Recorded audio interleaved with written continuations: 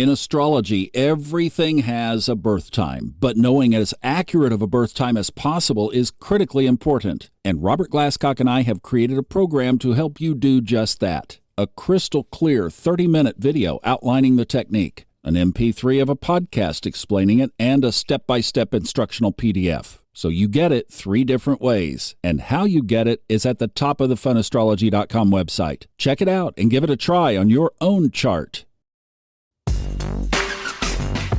Welcome to the midweek Hump Day Fun Astrology January 22nd podcast. Thomas Miller, thanks so much for joining us. Here we are in the middle of the week, and I have one word to describe today's chart.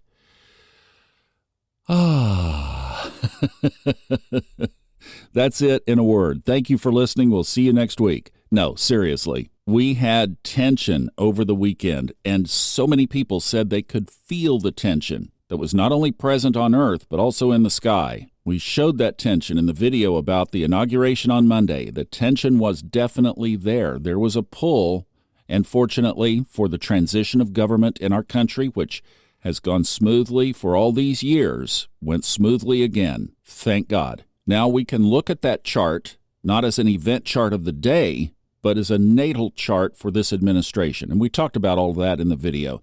So all of that is behind us now. That energy has cleared out.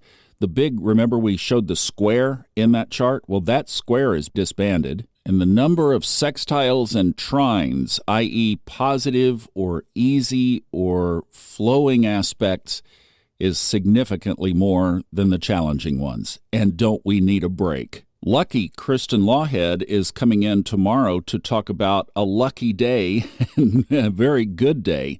And I'll just give a little bit of an overview of some of the reasons why, and then she'll drill down on them tomorrow.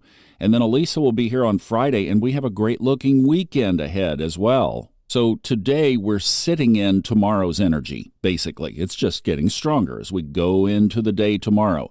And let me tell you the one that is going to be the probably most significant, and I just love this, is tomorrow night late, just before midnight Eastern, the moon enters Sagittarius, okay? So that means it's in Scorpio today.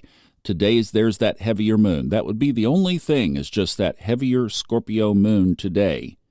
But the last aspect of this Scorpio moon before it moves into Sagittarius is a trine, a positive aspect with Neptune. So today, if you play the deep card, in other words, don't look for a quick answer, stop and slow down long enough to get a deeper answer, intuition might just light you up. You have the moon on your side all day today and all day tomorrow. And as a Scorpio, I can tell you things about transformation could be a really good, positive theme with this moon. You know, we talked about also that big stack of planets in Pisces right now. Here's the list. Saturn, Lord Karma, Venus, of love, beauty, harmony, and relationships, Neptune, spirituality and lies and deceptions, and the newly entered north node of the moon. Today and tomorrow's moon in Scorpio is trining positively all of that. So if you're one like me who likes to drill down and kind of explore the little intricacies of the energies of the day, see if you can feel into the complement of today's Scorpio moon of depth and transformation related to all of the harmony and balance of Venus, and applied in Pisces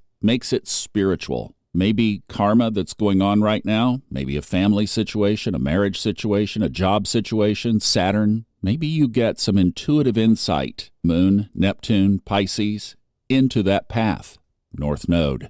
Now, there's one other thing I'll point out, and it involves Uranus. Uranus is the hub of this thing that I'm going to mention, and we have 2 planets favorably aspecting Uranus tomorrow from different directions.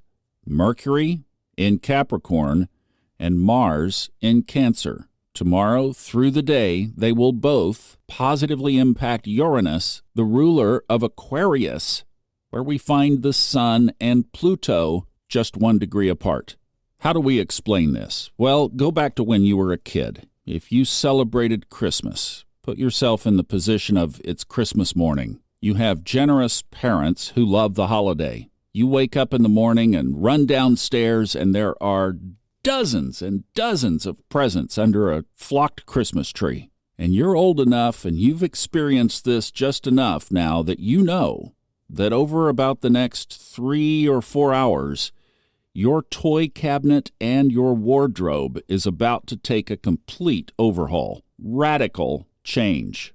Well, there you go. There's the Sun and Pluto, Uranus, Mars and Mercury all together. Long before this presidential election and long before what took place on Monday, we've been talking about live your highest timeline. Why was that?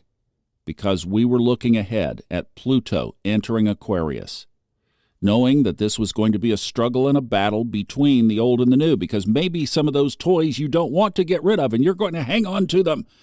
Well, that's the struggle. But we've been feeling and sensing, and people like Dolores Cannon were probably one of the pioneers of talking about this new dimension that was ahead of us. This is spiritual, not political. But I certainly hope that the spiritual tide lifts the political boat. That's for all of us. So that's the idea here. Accepting and welcoming and being a part of the change in our own heart first. Then we can take that out into our world. Whether it's your family, your friends, where you work, you can just feel the lightness, the change, the hope. And to help facilitate that for each of us, especially because we have this Scorpio moon today and tomorrow, and we have that connection, that intuitive connection with Neptune, here's what I would suggest.